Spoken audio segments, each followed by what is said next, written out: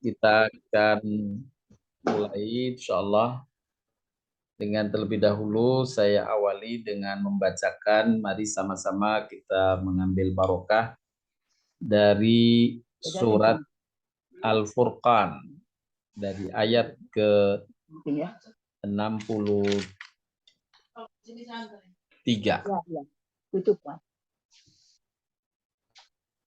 Surat Al-Furqan dari ayat 63, kita akan baca tafsir dari ayat ini nanti dalam kajian. Saya akan bacakan dulu ayatnya sebagai pembuka sambil menunggu yang lain. Sebelumnya saya buka untuk sekalian. Assalamualaikum warahmatullahi wabarakatuh. Waalaikumsalam warahmatullahi wabarakatuh. Innal hamdalillah nahmaduhu wa nasta'inuhu wa nastaghfiruh wa na'udzu billahi min shururi anfusina wa min sayyiati a'malina. Man yahdihillahu fala mudilla lahu wa may yudlilhu fala hadiyalah. Asyhadu an la ilaha illallah wahdahu la syarikalah wa asyhadu anna Muhammadan abduhu wa rasuluh. Allahumma salli ala nabiyina Muhammad wa ala alihi wa sahbihi ajmain, amma ba'du.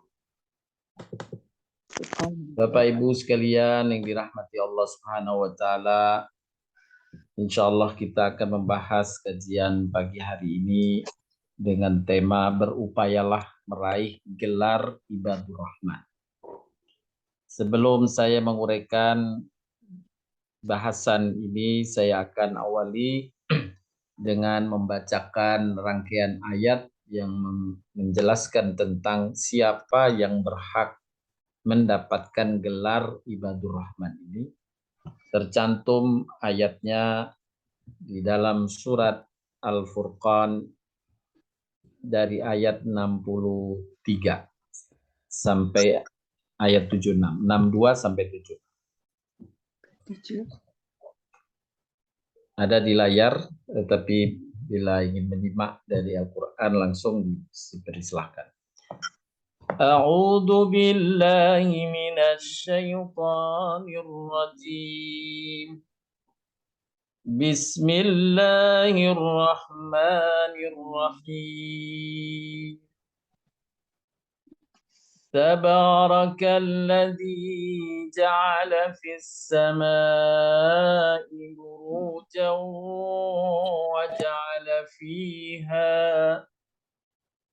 وجعل فيها سراجا وقمرا منيرا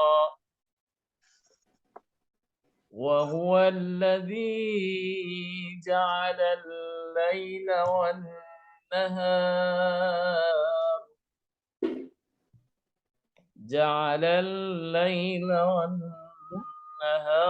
خلفة لمن أراد أن يذكر أو أراد شكورا وعباد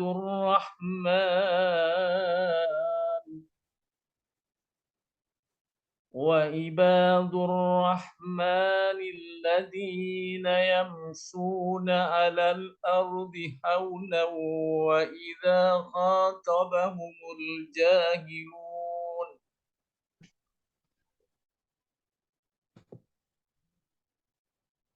الذين يمشون على الأرض هونا وإذا خاطبهم الجاهلون قالوا سلاما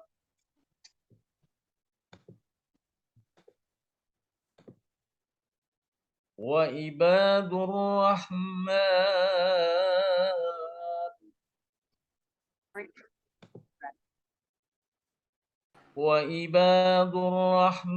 الذين يمشون على الأرض هونا وإذا خاطبهم الجاهلون وإذا خاطبهم الجاهلون قالوا سلاما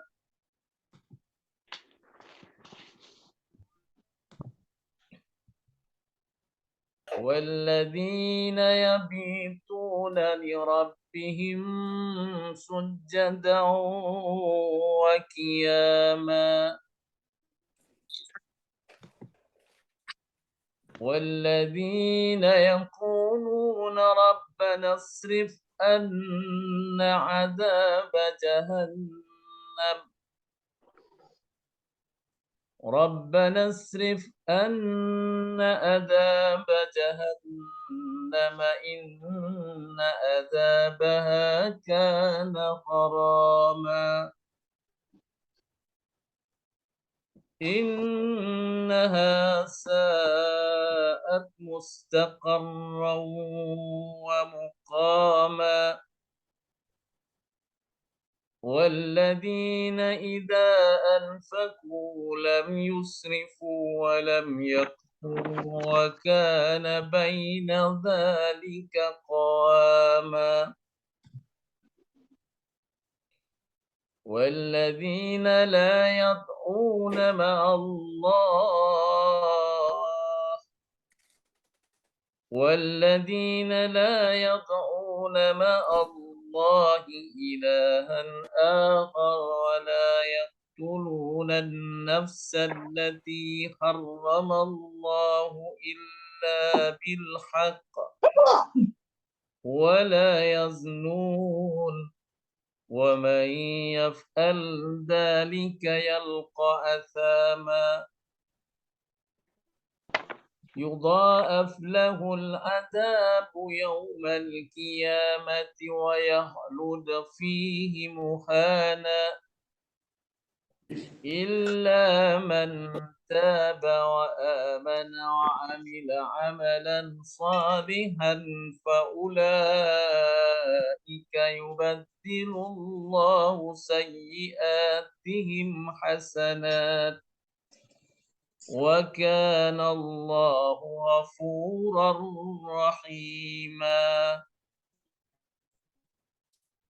ومن تاب وعمل صالحا فإنه يتوب إلى الله متابا والذين لا يشهدون الزور وإذا مروا باللغو مروا كراما والذين إذا ذكروا بآيات ربهم لم يهروا عليها صما وأميانا والذين يقولون ربنا هب لنا من أزواجنا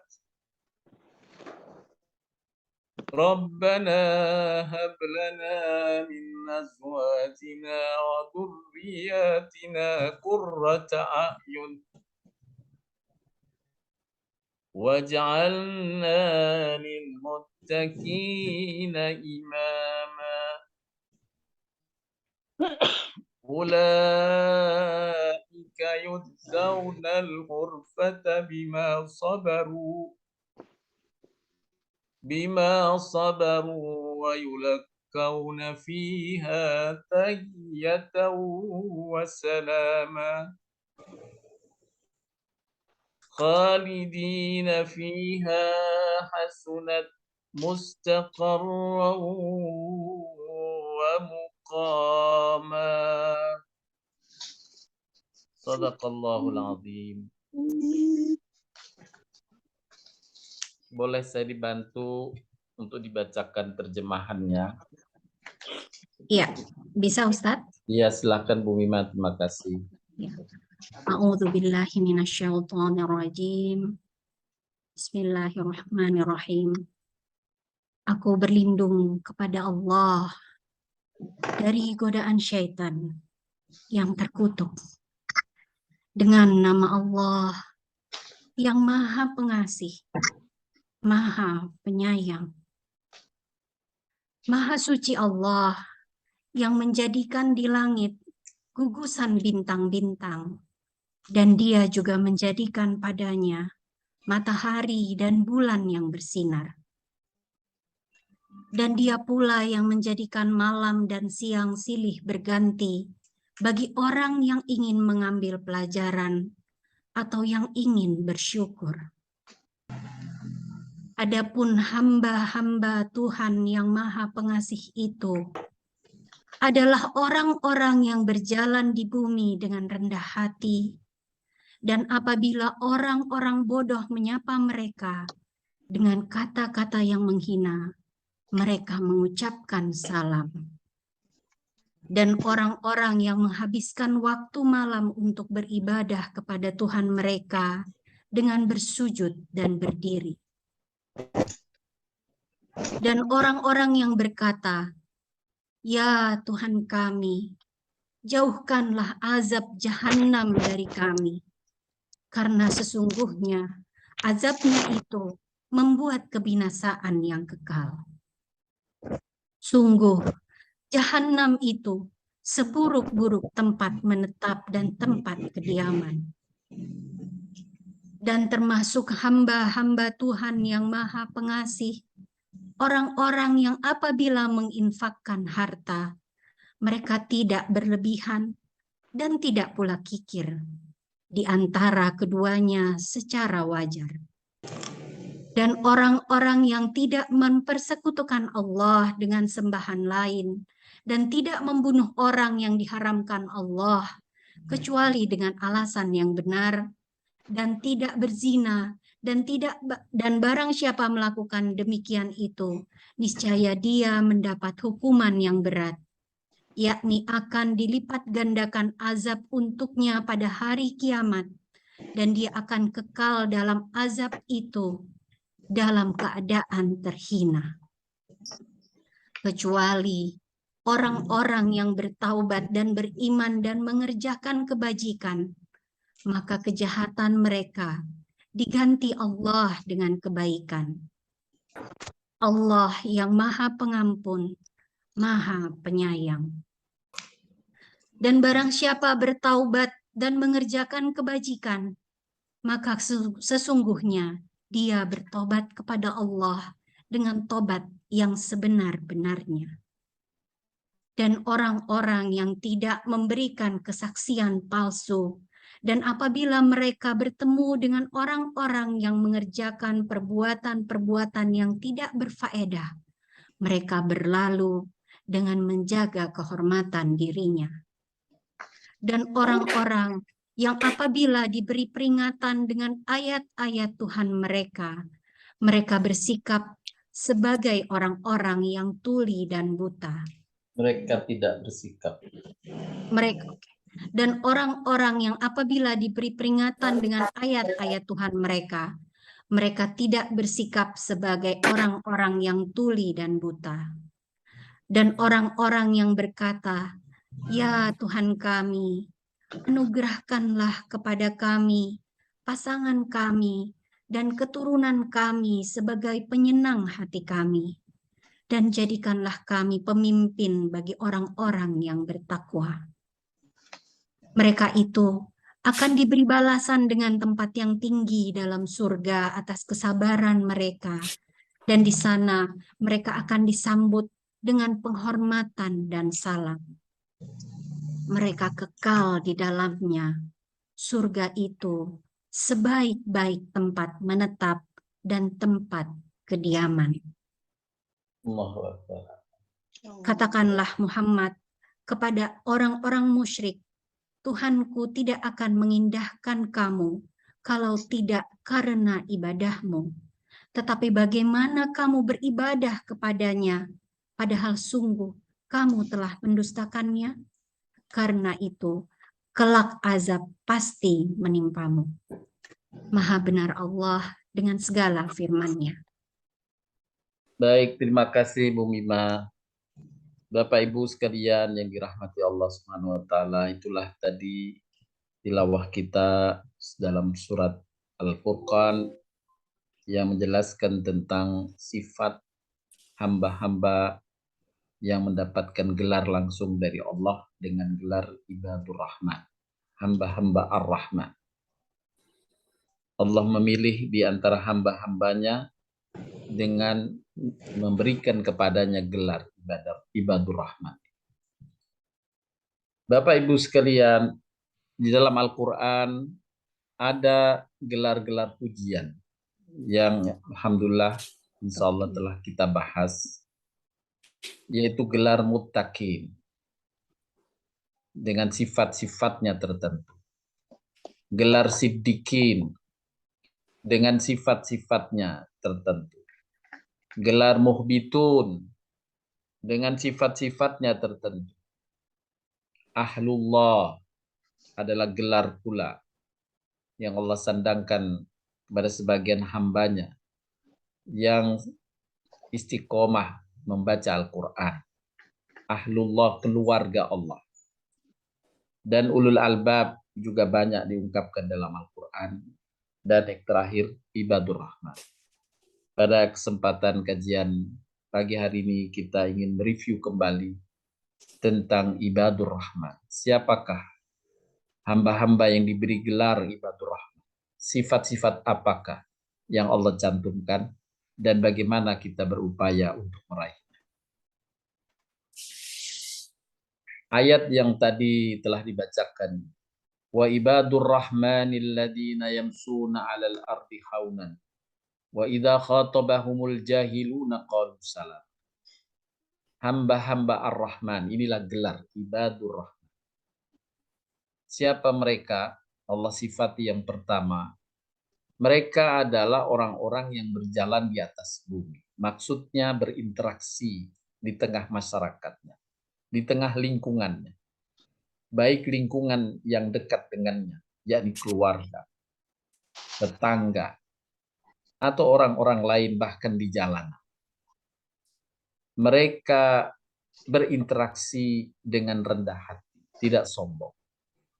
Ini sifat utama dari Ibadur Rahman yang dijadikan oleh Allah parameter pertama. Sifat yang pertama yang disebut. Rendah hati dalam berinteraksi dengan sesama. Kemudian yang kedua,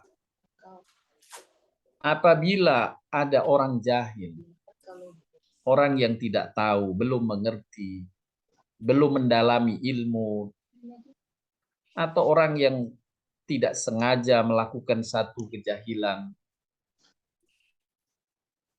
kemudian mereka menghadapinya dengan kata-kata yang baik saja. Dia damai saja, mengedepankan kedamaian. Ini dimaksud dengan apabila ada orang jahil yang menyapa mereka, yakni berbuat kejahilan padanya, ia menyikapinya dengan damai saja.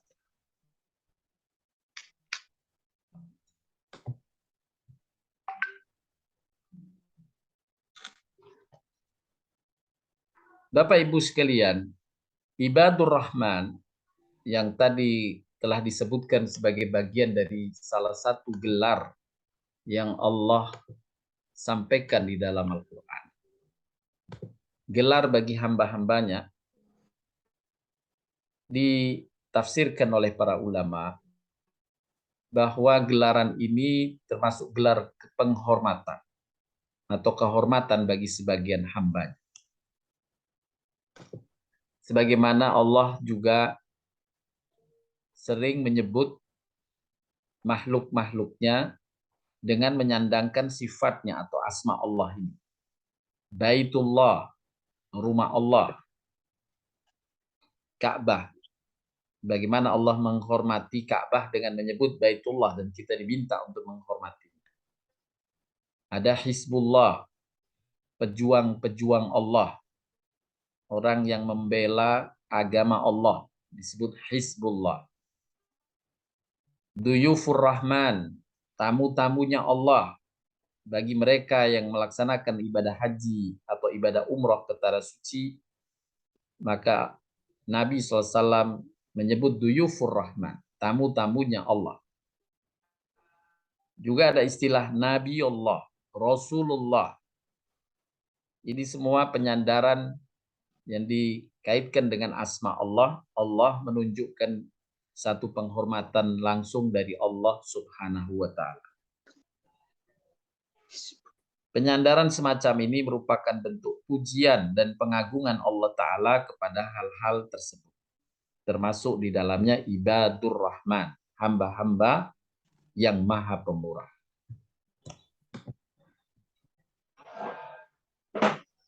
Tadi telah dijelaskan sifatnya, mereka berendah hati ketika berinteraksi dengan orang.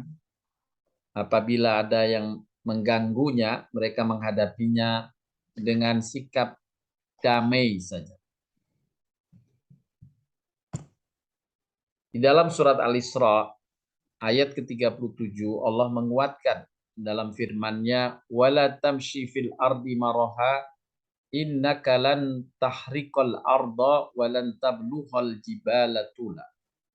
Jangan kamu berjalan di muka bumi dengan sombong. Maksud berjalan di sini adalah berinteraksi, ya, bukan jalan. Berinteraksi, karena di masa Nabi SAW, tepatnya di saat itu berhadapan dengan Umar bin Khattab, ada seorang pemuda yang jalannya membungkuk, menunduk.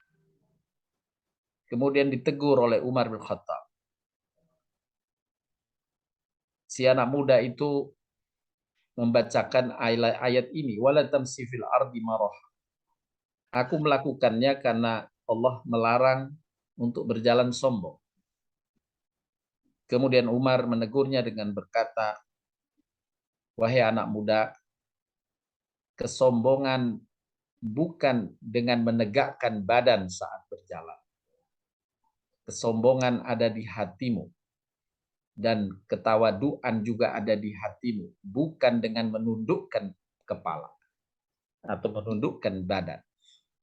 Nah, ini klarifikasi dari Umar bin Khattab ketika dia menemui ada seorang anak muda yang kemudian membungkukkan badannya karena ingin seolah-olah mengamalkan ayat ini, jangan kamu berjalan di muka bumi dengan sombong. Jadi makna tafsir jangan kamu berjalan di muka bumi dengan sombong adalah jangan kamu berinteraksi dengan lingkunganmu, dengan masyarakat, dengan keluargamu, dan seterusnya dengan kesombongan. Karena sesungguhnya kamu sekali-kali tidak dapat menembus bumi dan sekali-kali kamu tidak akan sampai setinggi gunung. Ya. Ini sebagai hujah dari Al-Quran untuk mengingatkan kita hamba-hambanya yang beriman. Kemudian sifat kedua tadi, apabila orang jahil menyapa mereka, mereka mengucapkan kata-kata yang mengandung keselamatan. Apabila ada orang jahil dan buruk akhlaknya, berbuat kejelekan terhadap mereka, mereka tidak membalasnya dengan kejelekan pula. Ya. Sebagaimana firman Allah dalam surat Fussilat, Allah menyukai apabila orang yang jahil, yang kemudian terkena kejahilannya pada kita, kita menyikapinya dengan damai dan membalasnya dengan kebaikan. Tapi memang berat untuk melakukannya, sebagaimana Allah kemudian menyampaikan, tidak ada yang bisa melakukan kecuali mereka yang bisa mengerti keberuntungan. Wa ma yulaqqaha illa alladziina sabaru wa ma yulaqqaha illa dzu haddin 'adzim. Tidak ada yang bisa melakukan seperti itu, membalas keburukan dengan kebaikan, kecuali mereka hamba-hamba Allah yang mengerti kesabaran dan keberuntungan yang besar. Nah, ini sifat yang kedua dari ibadur rahman. Mereka mudah memaafkan dan mengucapkan perkataan yang baik atas balasan kejahilan mereka.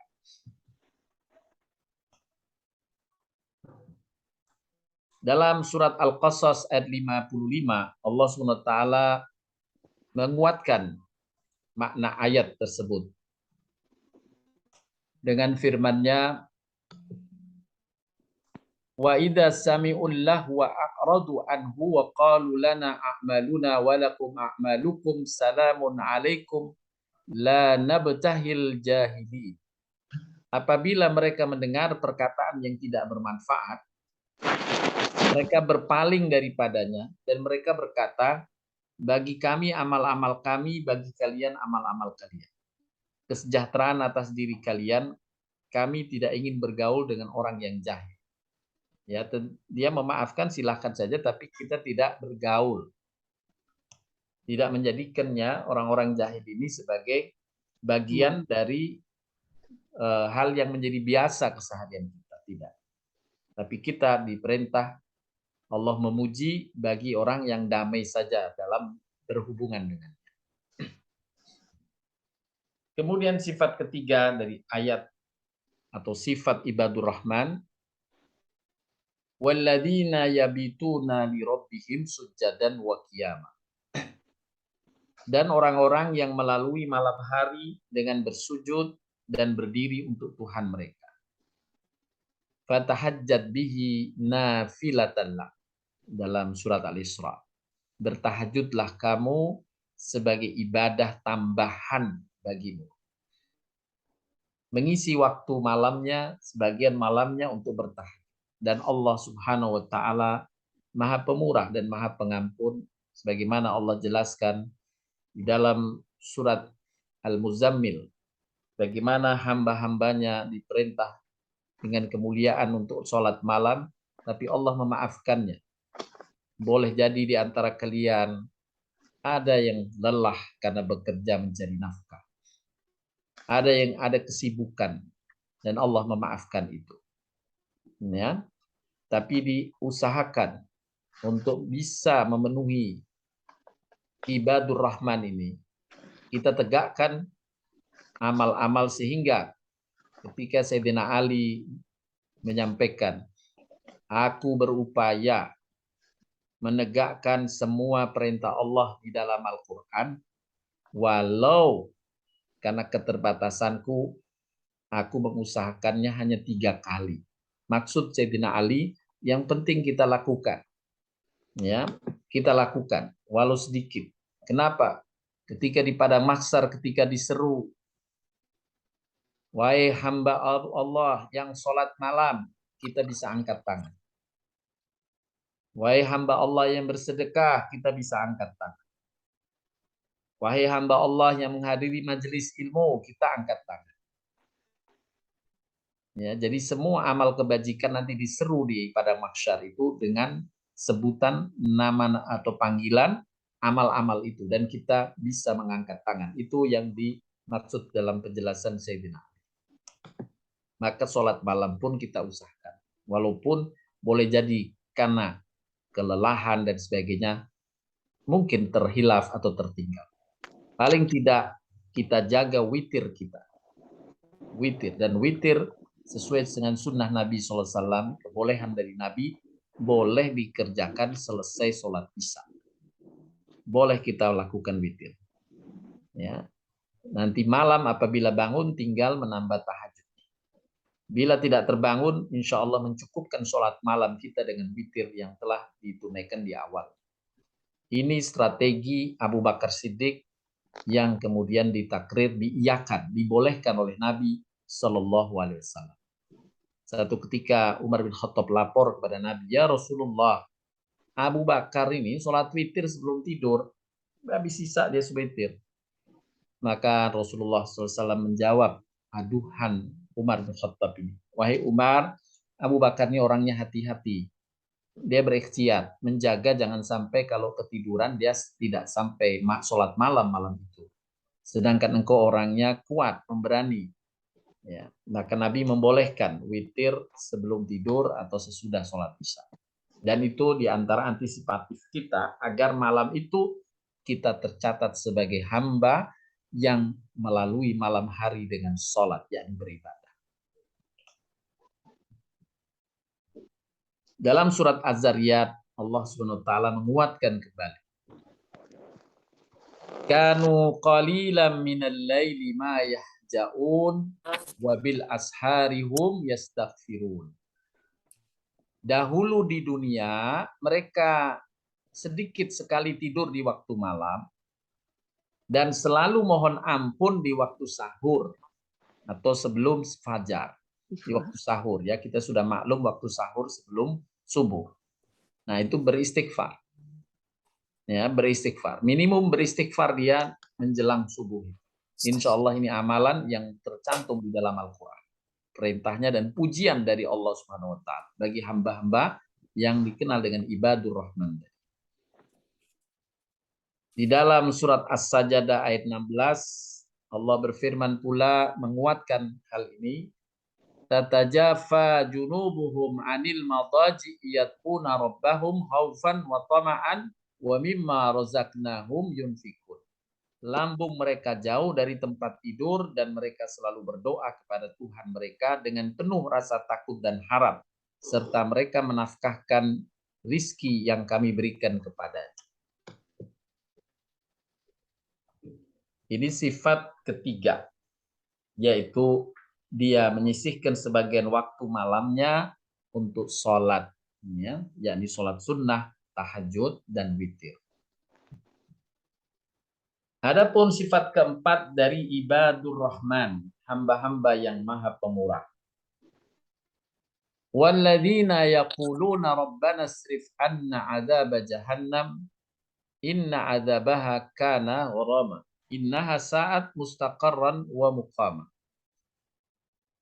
Dan mereka itu adalah orang yang selalu berdoa, istiqomah dalam doa, sering dalam berdoa. Ya Tuhan kami, jauhkanlah kami dari azab neraka. Ya, kita alhamdulillah insya Allah telah termasuk doa kata Imam Ibnu Katsir menghindarkan diri dari api neraka ini dengan doa Rabbana atina fid dunya hasanah wa fil akhirati hasanah wa qina adzabannar. Jadi ketika kita membaca doa wa qina adzabannar sudah masuk memenuhi sifat yang keempat dari ibadah. Astagfirullah. Ini ya, saya ini ya. Yang saya Pak Atta ya. Udah berkali-kali saya kasih Pak Atta. Bu Fitri, Bu Fitri mohon maaf Bu Fitri. Bu Fitri Walladzina yaquluna rabbana asrif anna adzaba jahannam inna adzabaha kana gharama innaha sa'at mustaqarran wa muqama. Ini sifat kita disifati Allah suka berlindung dari azab. Artinya ada kekhawatiran, ada takut sehingga kita ucapkan perlindungan itu diantaranya doa wakina adzabannar yang sering kita baca dan itu sudah masuk dalam teks atau makna doa ini.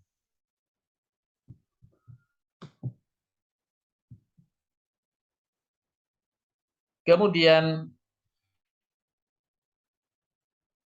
yang berikutnya, walladzina idza anfaqu lam yusrifu wa lam yaqturu wa kana baina dzalika qawama.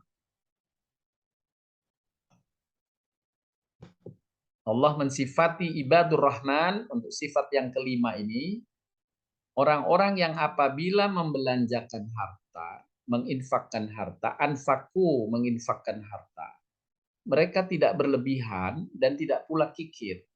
Pembelanjaan itu di tengah-tengah antara yang demikian. Ya, tidak berlebihan, yakni tidak boros dan juga tidak kikir. Ini sifat ibadur rahman. Mereka adalah yang bersifat pertengahan dalam masalah pemanfaatan harta. Tidak berlebihan dalam membelanjakannya, sehingga melampaui batas kebutuhan dan kemampuan. Juga tidak berlaku kikir dalam harta mereka terhadap keluarga yang menjadi tanggung jawab mereka dan terhadap orang lain yang membutuhkan.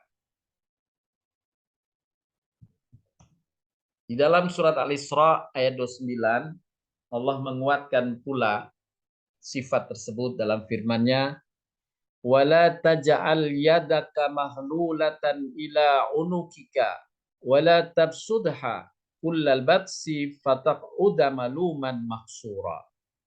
Jangan kamu jadikan tanganmu terbelenggu pada lehermu. Ini ungkapan kikir. Dan jangan kamu terlalu mengulurkannya. Ini ungkapan boros. Sehingga kamu menjadi tercela dan menyesal. Tercela jika kikir dan menyesal jika boros. Dua-duanya dilarang oleh Allah SWT. Jangan kamu kikir, nanti akibatnya kamu tercela. dicela orang, dan jangan kamu boros karena kamu bakal menyesal. Allah memerintahkan dan menjadikan perintah itu sekaligus sebagai sifat bagi hamba-hamba yang diberi gelar ibadur rahman, yaitu mereka yang apabila membelanjakan harta tidak berlebihan, yakni tidak boros dan tidak pula kikir. Kemudian sifat berikutnya dalam lanjutan ayat Al-Furqan tadi, dan orang-orang yang tidak menyembah sesembahan lain bersama Allah, tidak menyekutukan Allah, dia mentauhidkan Allah dalam hidup. Tidak ada sesembahan lain, tidak ada tempat pengaduan dan doa selain Allah saja. Tidak ada Nyai Roro Kidul, ya. Tidak ada kembah ini dan kembah itu, tidak. Semuanya hanya kepada Allah. Iyyaka na'budu wa iyyaka nasta'in. Hanya pada Allah aku menyembah, hanya pada Allah aku minta pertolongan. Sehingga sesembahan-sesembahan yang lain atau permohonan-permohonan diarahkan kepada selain Allah adalah jatuh padanya dosa syirik. Nah, ini sifat yang berikutnya, tidak melakukan kesirikan-kesirikan, hanya mentauhidkan Allah semata. Kemudian tidak membunuh jiwa yang diharamkan Allah membunuhnya kecuali dengan alasan yang benar, dan juga tidak melakukan perzinahan. Barang siapa yang melakukan yang dilarang, niscaya Allah akan mendapatkan dosanya. Ini di antara sifat yang Allah pujikan. Kemudian pada ayat berikutnya, wa man taba wa amila shalihan fa innahu yatubu ilallahi mataba.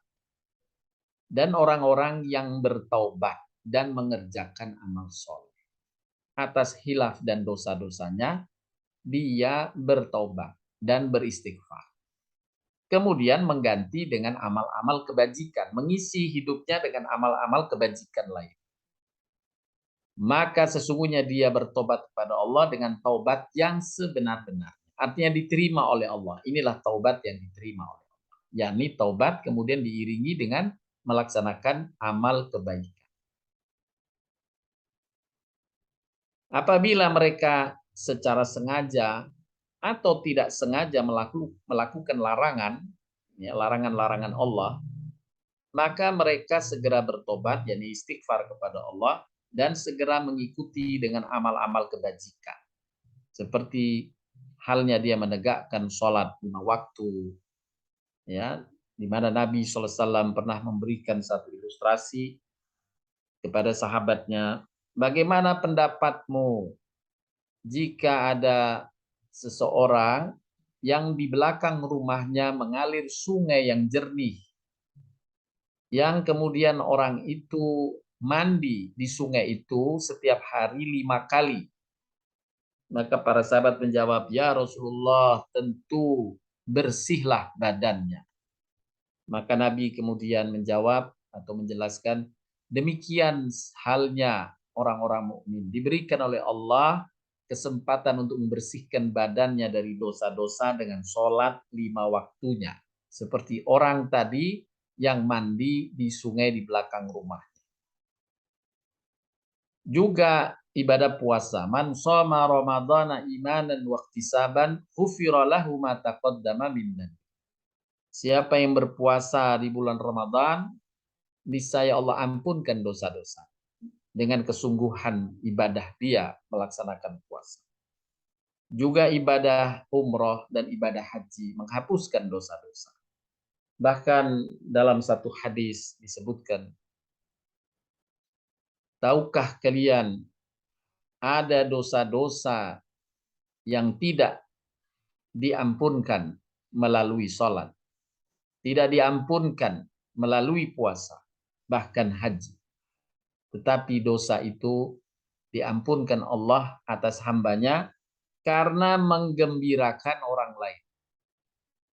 Kemudian malaikat Jibril menjelaskan kepada Nabi, wahai Muhammad, ada seorang hamba yang banyak dosanya, kemudian Allah lebur dosanya itu dan memasukkannya ke dalam surga. Nabi kemudian bertanya pada malaikat Jibril yang menjelaskan, wahai bagaimana orang itu? Kenapa Allah menjadikannya pengampunan dan peleburan dosanya? Malaikat Jibril kemudian menjawab, sungguh orang ini bepergian, kemudian dia pulang ke rumah, membawa oleh-oleh untuk anaknya yang masih kecil. Kemudian dia berikan hadiah itu, oleh-oleh itu, kepada anaknya yang masih kecil, yang menyebabkan anaknya itu bergembira. Dan Allah senang dengan kegembiraan anak itu. Dan kemudian Allah mengampunkan dosa dari orang tua yang menggembirakan anaknya tadi. Subhanallah. Ya, ini terampuninya dosa dengan amal-amal menggembirakan sesama. Nah, ini adalah bentuk kesempatan dari Allah untuk kita beristighfar dan bertobat atas khilaf dan salah. Itu sifat yang disampaikan, bagian dari sifat ibadur rahman, ya, suka untuk bertobat dan beristighfar. Kemudian yang berikutnya, sifat yang lain dari ibadur rahman. Walladzina la yashhaduna az-zura wa idza marru bil-lahwi marru kirama. Dan orang-orang yang tidak menghadiri kegiatan zur, atau dalam makna bahasa adalah sumpah palsu. Tetapi dalam makna tafsir yang dimaksud kegiatan zur adalah seremonial-seremonial yang mengandung kesyirikan. Seperti saat melabuhkan sesajian ke laut, ya, kemudian membuat satu seremonial untuk penangkal hujan. Nah, ini adalah zur. Ya. Orang-orang yang tidak menghadiri kegiatan zur bisa dimaknai secara lafaz, yaitu sumpah palsu, dan bisa dimaknai secara tafsir. Dan para ulama-ulama tafsir menafsirkan zur di sini adalah seremonial yang di situ mengandung kemaksiatan, khususnya kesyirikan. Kemudian, dan apabila mereka bertemu dengan orang yang mengerjakan perbuatan yang tidak berfaedah, ya, melakukan minuman keras dan sebagainya, mereka melalui saja dengan menjaga kehormatan diri. Dia tidak ikut terlibat di dalam. Nah, inilah di antara sifat yang disebutkan dalam Al-Quran tentang sifat ibadur rahman. Untuk sifat berikutnya ini, orang yang tidak terlibat dalam kegiatan-kegiatan yang menyekutukan Allah, membuat sesajian dan sebagainya.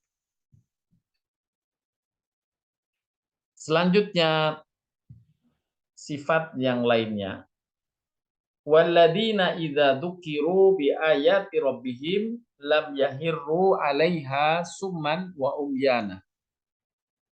Dan orang-orang yang apabila diberi peringatan dengan ayat-ayat Tuhan mereka, yakni dibacakan ayat-ayat Al-Quran, mereka tidak menghadapinya sebagai orang yang tuli dan buta, tapi dia berupaya mengambil hikmah dan pelajaran darinya. Inilah di antara sifat hamba-hamba Allah yang Maha Pemurah. Orang-orang yang apabila diingatkan dengan ayat-ayat Allah, mereka tidak menghadapinya seperti orang yang tuli dan buta. Dalam firman Allah yang lain, surat Al-Anfal ayat 2, menguatkan sifat tadi. Innamal mu'minuna alladzina idza dzukirallahu wajilat qulubuhum wa idza tuliyat alaihim ayatuhu zadatuhum imanan wa ala rabbihim yatawakkalun. Sesungguhnya orang-orang yang beriman adalah mereka yang bila disebut nama Allah, bergetarlah hati mereka. Disebut nama Allah, bergetar hati mereka. Apabila dibacakan ayat-ayat Allah, bertambahlah iman mereka. Makin yakin dengan firman-firman Allah. Tentu yang menumbuhkan keyakinan itu adalah makna-maknanya. Ya. Makna-maknanya. Dan hanya kepada Tuhan mereka bertawakal. Nah, ini di antara sifat ibadur rahman tadi, mereka mengambil pelajaran dari firman-firman Allah dan tidak menghadapinya seperti halnya orang tuli dan buta yang tidak bisa mengambil makna dari. Kemudian sifat berikutnya yang disebutkan dalam rangkaian surat Al-Furqan, tentang gelar atau siapa yang memiliki gelar ibadur rahman. Walladzina yaquluna rabbana hab lana min azwajina wa dzurriyyatina qurrata a'yunin waj'alna lil muttaqina imama. Orang-orang yang berdoa. Berkata di sini yaqulun adalah berdoa. Rabbana hab lana min azwajina wa dzurriyyatina qurrata a'yunin waj'alna lil muttaqina imama. Wahai Tuhan kami, anugerahkanlah kepada kami pasangan kami dan keturunan kami yang menyenangkan hati kami, menjadi penyedap mata hati kami, ya, menyenangkan. Kita berharap pada Allah diberikan kemurahannya untuk anak-anak kita menjadi penyedap pandangan mata kita, menyenangkan kita, tidak menjadi beban musibah bagi kita. Nah, ini doa yang disampaikan dalam ayat ini, dan Allah jadikan siapa yang punya doa semacam ini adalah bagian dari ibadur rahman. Dan jadikanlah kami sebagai imam bagi orang yang bertakwa,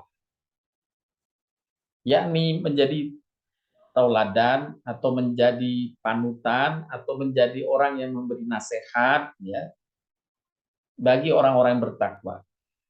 Ini yang dimaksud imam di sini, mengarahkan, memberi nasihat, tawasau bil haq, tawasau bis sabr. Ya, apabila ada musibah, ada kesulitan, dia menenangkan, menyabarkan. Ya, apabila ada yang kurang tepat, dia benarkan, dia kasih masukan. Ini yang dimaksud dengan jadikanlah kami sebagai imam bagi orang yang bertakwa. Imam di sini bukan jabatan, bukan pemimpin dalam makna jabatan, tapi setiap kita adalah imam. Ya, imam pada teman kita, pada keluarga, pada sahabat atau lingkungan kita. Inilah yang disebutkan dalam Al-Quran dalam rangkaian sifat-sifat yang Allah akan berikan gelar ibadur rahman. Yakni peduli, yang terakhir ini adalah sebenarnya peduli kepada lingkungan orang-orang bertakwa. Inilah makna pemimpin yang dimaksud dalam ayat ini. Mereka pada dasarnya memiliki kepedulian untuk membina dan berbakti kepada keluarga, serta peduli untuk membangun kebaikan bagi manusia di sekitarnya. Menjadi pemimpin berarti siap berkorban bagi orang banyak, menolong mereka, melayani untuk kebaikan mereka, serta siap berkorban waktu, berkorban yang lainnya, tenaga, pikiran, untuk menjaga mereka, lingkungan mereka. Ini amal-amal kebaikan yang siapa melakukannya memenuhi salah satu kriteria ibadur rahman.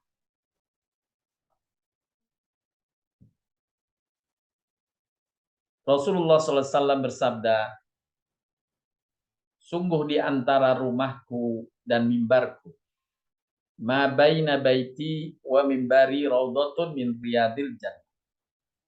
Ada sebuah taman surga, merupakan bagian dari taman surga. Ini raudah yang alhamdulillah insya Allah Bapak Ibu telah berkunjung ke tempat itu. Pelajaran penting yang Nabi sampaikan untuk mengambil toladan dari Nabi SAW. Nabi itu aktivitasnya digambarkan di raudah itu. Raudah itu kita lihat tempat yang Nabi berjalan dari rumah ke mimbar, ya, ke mimbarnya atau ke tempat sholat, ya.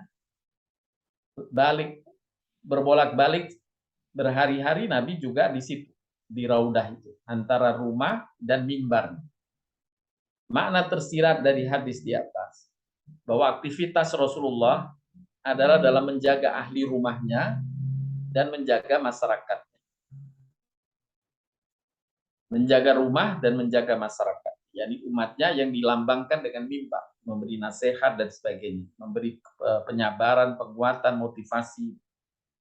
Yang hal tersebut tergambar dari makna rumah dan mimbar. Dengan kata lain, siapa yang aktivitasnya mengarah kepada dua hal itu, ya, yakni mencukupi rumah keluarganya dan dia juga berkontribusi terhadap lingkungannya, itulah sesungguhnya jalan ke surga. Dan siapa yang mengamalkannya telah mendapatkan kriteria dari beberapa kriteria ibadur rahman, hamba-hamba yang hamba-hamba yang maha pemurah tadi. Bapak Ibu sekalian yang dirahmati Allah Subhanahu wa taala. Setelah Allah menurunkan rangkaian ayat tadi dari ayat 63 menjelaskan sifat-sifat ibadur rahman, dan pada bagian akhirnya Allah menjanjikan kemurahannya bagi mereka yang memenuhi kriteria tadi. Mereka itulah orang yang diganjar dengan mendapatkan kamar-kamar di surga karena kesabaran mereka. Dan mereka disambut nanti di surga dengan penghormatan dan ucapan selamat di dalamnya. Dan mereka kekal di dalamnya. Surga itu adalah sebaik-baik tempat menetap dan tempat kediaman. Ulaika yuzzaunal khurfata bima sabaru wa yulaqauna fiha tahiyatan wa salama. Khalidina fiha hasunat mustaqarran wa muqama. Ini yang Allah janjikan kepada hamba-hambanya yang memenuhi kriteria tadi. Ada 12 kriteria yang dengannya Allah memberikan gelar padanya ibadur rahman. Mereka itulah orang yang diganjar mendapatkan kamar di surga karena kesabaran mereka. Makna kesabaran di sini adalah mereka bersabar untuk istiqomah menjalani kebaikan-kebaikan yang disebutkan di atas. Bersabar menahan diri dari melanggar larangan dan berupaya terus bertobat dan beristighfar kepada Allah Subhanahu wa taala. Bapak Ibu sekalian yang dirahmati Allah Subhanahu wa taala, semoga kita semuanya berhak untuk mendapatkan gelar ibadur rahman dengan memenuhi sifat-sifatnya yang telah dijelaskan Allah dalam surat Al-Furqan tadi dari ayat 63 sampai akhir. Demikian yang dapat disampaikan, mudah-mudahan bermanfaat. Untuk selanjutnya dipersilahkan apabila ada yang ingin didiskusikan lebih lanjut.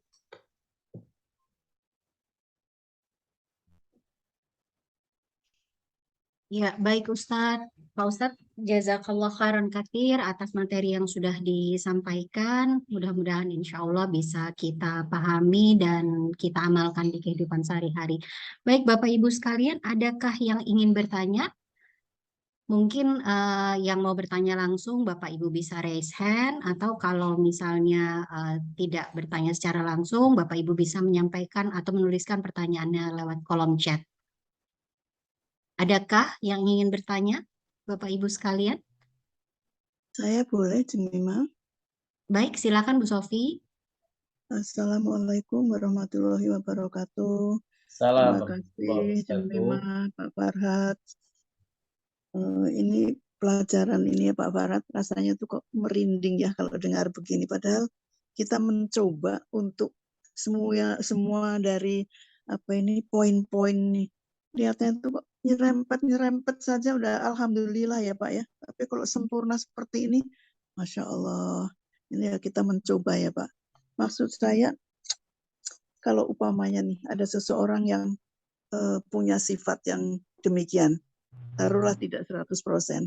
Boleh nggak kalau kita ini untuk menyemangati terus kita bilang, wah dia sih ibadur rahman, oh dia sih ulul albab, upamanya begitu. Boleh nggak begitu Pak Farhat untuk menyemangati kita sendiri gitu loh? Baik, terima kasih Bu Sofi. Yang pertama, seperti halnya pemberitaan Nabi SAW atau dalam Al-Quran juga, bahwa surga itu bertingkat-tingkat. Iya. Ya, levelnya bertingkat-tingkat. Nah, derajat-derajat itu terkait dengan nilai pahala yang mereka kumpulkan. Hanya ada batas untuk masuk pintu surga bagaimana. Ya, untuk masuk pintu surga bagaimana. Miftahul jannah bila ilaha illallah. Untuk masuk surga itu kuncinya adalah kalimat la ilaha illallah. Artinya mentauhidkan Allah. Tadi kan La tusyrik billah. Jangan menyekutukan Allah. Jangan menyekutukan. Ya, ini kalau dalam nilai raport misalnya ya, nilai raport misalnya atau nilai mahasiswa apa namanya, nilai kartu nilai mahasiswa itu jangan D lah gitulah misalnya ya. Untuk lulus satu mata pelajaran itu jangan D. Ya, apalagi sampai gagal itu E jangan ya. Nah, tapi ada peringkat yang C, ada peringkat yang B, B sekarang juga ada B min, B minus, B plus, A minus, A plus gitu ya. Jadi ada peringkat-peringkat. Jadi tentu tidak ada yang sempurna dari amaliyah manusia. Hanya para rasul yang terjaga oleh Allah karena maksum. Karena dia maksum, memiliki sifat keterjagaan. Sedangkan manusia berperingkat. Para sahabat pun berperingkat sebagaimana kita maklum ya. Ada Abu Bakar Siddiq, ya, ada di bawahnya Umar bin Khattab. Selevel itu pun bertingkat pula. Apalagi kita gitu ya. Jadi yang penting kita tadi ada satu kata kunci yang disampaikan oleh Imam Ibnu Qayyim ketika beliau menjelaskan tentang rangkaian ayat Ibadur Rahman tadi, sifat-sifat Ibadur Rahman. Kata kunci yang utama adalah hablu minallahnya jalan, yaitu sholat. Kalau dikatakan dalam ayat tadi, sholat malam ditegakkan, pasti sholat fardunya sudah terjaga. Hablu minallahnya terjaga. Kemudian hablu minanasnya juga terjaga. Tadi dijelaskan dari mulai keluarga. Ya, berdoa berharap keluarganya itu terbina dengan baik misalnya ya. Nah, kemudian peduli pada lingkungan untuk memberi nasihat ya, sama-sama berbuat baik. Itu adalah keperhatian dia pada lingkungan. Dan yang justru sifat yang pertama tadi, apabila mereka berinteraksi dengan sesama, mereka rendah hati, tidak sombong. Jadi hablum minan nasnya jalan. Ya, makanya dalam bahasan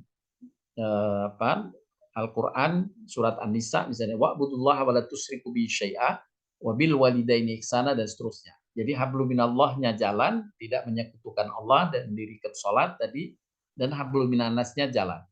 Kemudian bahwa semua manusia selain nabi dan rasul yang terjaga pasti ada kelemahannya.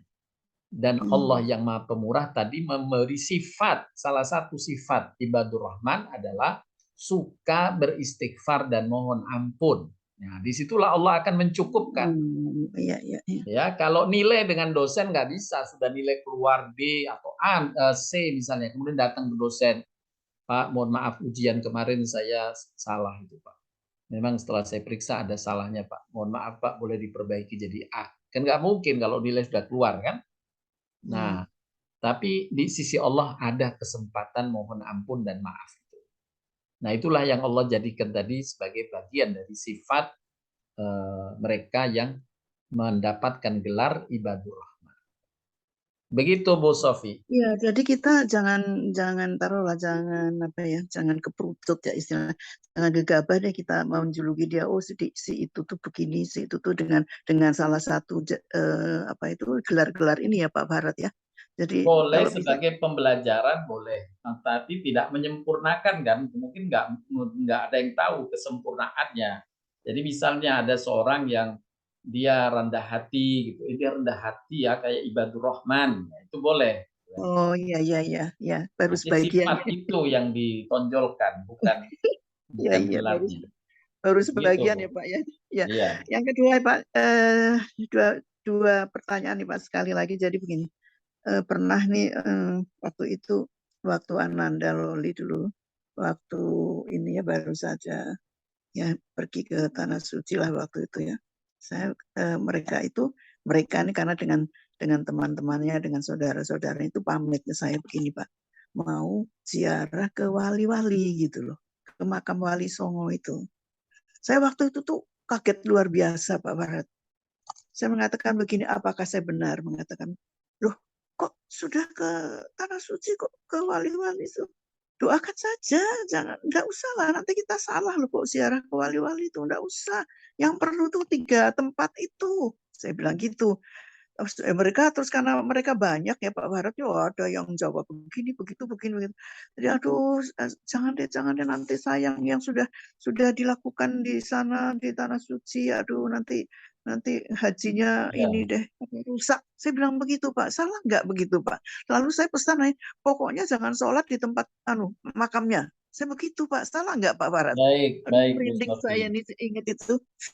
Aduh ya. Baik, yang pertama tadi benar, Bu Sofi. Ada hadis Nabi SAW, jangan mengeluarkan effort besar, mengeluarkan effort kecuali berziarah ke 3 masjid, yaitu Ya, Masjidil Haram, yang di sana ada lipatan 100.000 kali pahalanya, ya, Masjid Nabawi, yang di sana ada lipatan 1.000 kali pahalanya, dan ya, Masjidil Aqsa, yang ya. di sana ada lipatan 500 kali pahalanya.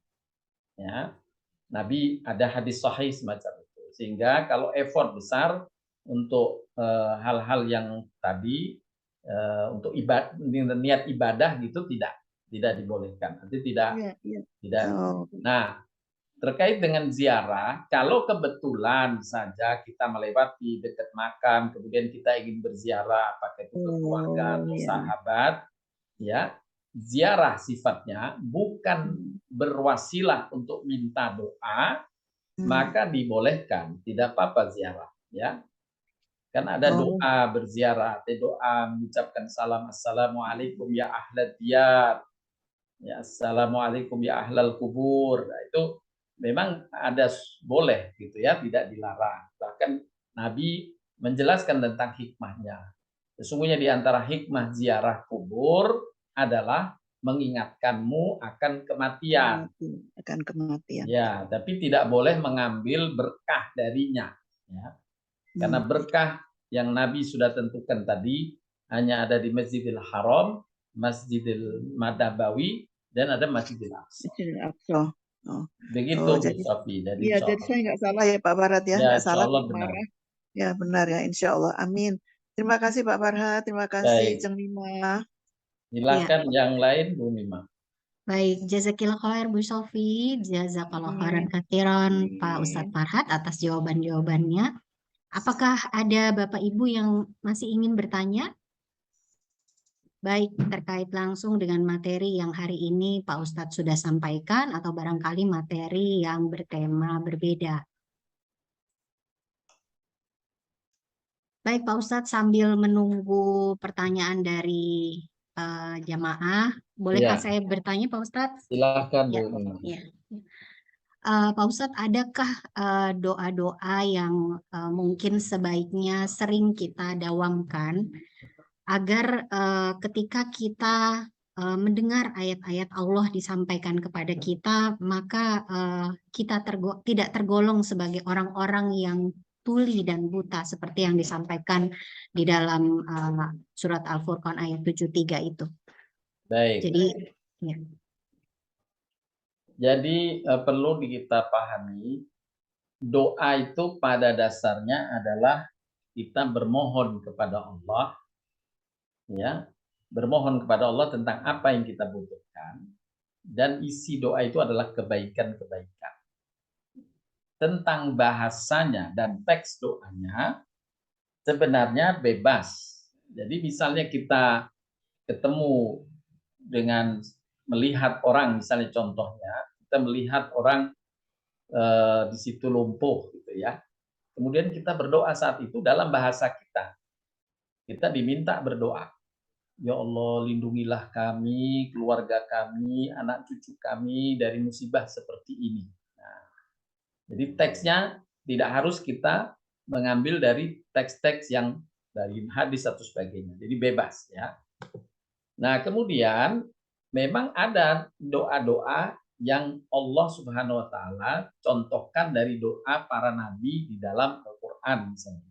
Tapi doa para nabi dalam Al-Qur'an itu tidak mewakili semua doa yang kita butuhkan.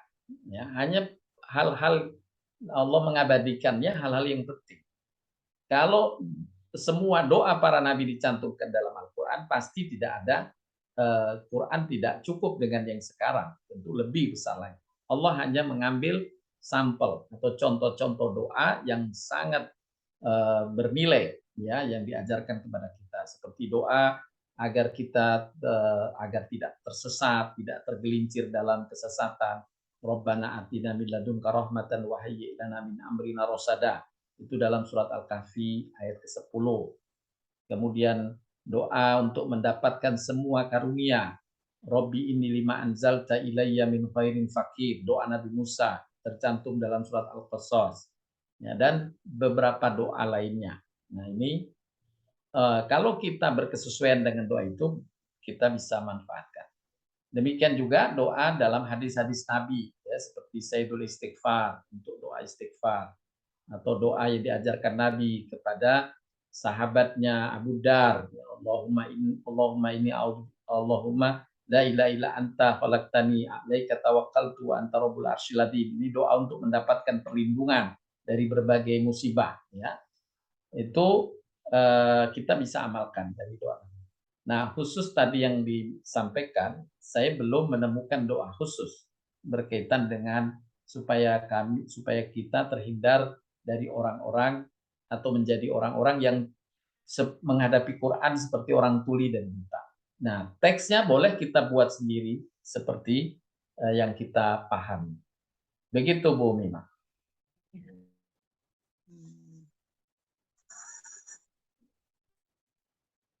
Iya. Ya. Mungkin masih Ya, ada. ya. Ya, begitu Oke. Bu Mima. Ya, baik. Jazakallah khairan katsir, Pak Ustadz. Baik, Bapak Ibu, masih adakah Ini yang ingin bertanya? ada Oh pertanyaan iya, ada pertanyaan di kolom teks chat. ya, di kolom chatting. Oke, baik. Ya, saya izin membacakan. Assalamualaikum warahmatullahi wabarakatuh dari Ibu Evi Mulyani. Ustadz izin bertanya, kita dianjurkan sholat witir sebelum tidur. Tapi jika kita lakukan bareng sholat tahajud, apakah bisa kita lakukan sholat witir tersebut di antara sholat tahajud? Misalnya 2 rakaat tahajud, lalu kita witir 3 rakaat. Tapi kemudian kita sholat tahajud lagi. Bagaimana Pak Baik. Ustadz?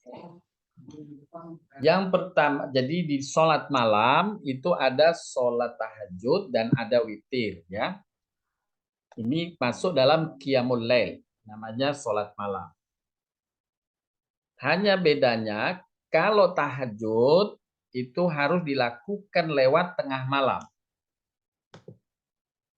Jadi lewat, untuk jam kita berarti lewat jam 12. Sedangkan witir boleh dilakukan sejak selesai Isya. Nah, ini beda waktunya ya.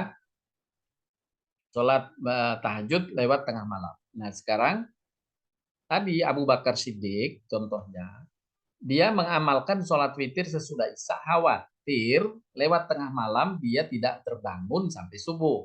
Jadi tahajudnya hilang. Maka dia awali witir dulu sebelum tidur. Atau sesudah Isya sebelum tidur dia witir. Nah, kalau kemudian malam hari dia bangun, dia tahajud saja, tidak witir lagi. Karena hadis Nabi menyebutkan tidak ada witir 2 kali dalam semalam. Ya, tidak ada witir 2 kali dalam semalam. Nah, ini artinya witir cuma sekali. Kalau sudah dikerjakan di awal, di akhir tidak dikerjakan. Jadi boleh witir dulu tahajud. Ya, tapi kalau itu satu rangkaian, disunnahkannya tahajud dulu baru witir. Tapi kalau tidak dalam satu rangkaian, seperti tadi, witir dulu sebelum tidur, kemudian tertidur. Bangun, kita tahajud saja tanpa witir lagi. Nah, mungkin ada kasus kita sholat tahajud awalnya niat cuma 2 rakaat. Sudah 2 rakaat, salam, kemudian dia witir. Ya, witir, misalnya witir 3 rakaat. Jadi tahajudnya 2, witir 3 rakaat. Tapi ternyata masih ada waktu. Dan udahlah, saya mau tambah sholat tahajud lagi. Kemudian dia tahajud lagi, dibolehkan. Ya, dibolehkan. Tapi tidak boleh witir ulang. Witirnya cukup sekali itu saja. Ya, walaupun witirnya kemudian di tengah, karena ada kasusnya dia sudah mau mencukupi tapi masih ada waktu, kemudian dia nambah tahajud lagi, boleh. Tapi kalau dari awal diniatkan, saya mau tahajud 2 rakaat dulu, kemudian witir, kemudian saya tambah tahajud 2 rakaat lagi, jelas tidak boleh menyalahi apa yang dicontohkan Nabi Shallallahu Alaihi Wasallam. Tapi kalau tidak diniatkan dalam rumusan semacam itu, sudah jalan baru ingin nambah lagi tahajudnya, dibolehkan. Begitu Bu Evi. Bu Evi, mudah-mudahan sudah Terima terjawab kasih Ustaz. pertanyaannya. Terima kasih. Terima Ya, kasih. sama-sama. Ya, sama-sama. Bu. Baik, Bapak Ibu sekalian, apakah ada pertanyaan lagi? Apakah masih ada pertanyaan yang ingin disampaikan? Pak Ustadz, saya izin bertanya lagi Pak Ustadz ya. Boleh, silakan Bu Iya. Mima. Pak Ustadz, kalau saya tidak salah, saya pernah mendengar bahwa sholat witir itu juga bisa dilakukan sebanyak 1 rakaat. Betulkah Pak Ustadz? Betul. Betul Bu Betul Mima. ya? Ya, Oke. Oh, jadi bisa 1 Bisa. satu rakaat atau 3 rakaat ya Ustadz? bisa ya. Insyaallah. Ganjil. Baik, ya. Bu Sofi masih ingin bertanya kah? Banyak sih sebetulnya Bu Mima. Boleh Bu, boleh Bu, Tahu. mumpung Pak Ustadz ada. Tahu diri nih Pak Nggak Farad. apa-apa Bu, nggak Tapi apa-apa ya Bu, boleh masih agak- menunggu. Iya, Oh, gitu masih ya? menunggu yang lain. Iya, silakan Oh, Ibu. ya. Baik. Pak Farad, itu sedikit ini Pak Farad, sedikit pelajaran yang bukan hari ini begitu mengenai hutang piutang itu Pak. Jadi Ya. kemarin waktu saya menyebutkan di hari Kamis itu, jadi seseorang yang berhutang belum bisa membayar, tapi dia seperti menangis terus, merasa tidak bisa berbuat apa-apa karena uangnya itu ada dalam piutangan gitu. Nah terus begini berlanjut jadinya nih Pak. Nah terus begini Pak, si yang berhutang, jadi yang berhutang itu dia jadi utang lagi pada orang lain Pak Farad. Padahal dia sebetulnya punya piutang yang cukup besar nih menurut saya gitu, diutangkan kepada orang lain. Tapi karena tidak membayar yang kewajiban berutang itu, sehingga dia tuh ada sedikit niat sesuatu yang dia harus dengan uang begitu. Jadi dia pinjam kepada orang lain, tapi tidak sebanyak yang dia piutangkan Pak Farad. Kalau begitu terus beruntun utang piutang begitu, gimana tuh Pak Farad? Ya. Jadi orang Yang itu mau pertama kan meminjamkan. tadi, ya, mengerti saya. Jadi makanya di sini yang berhutang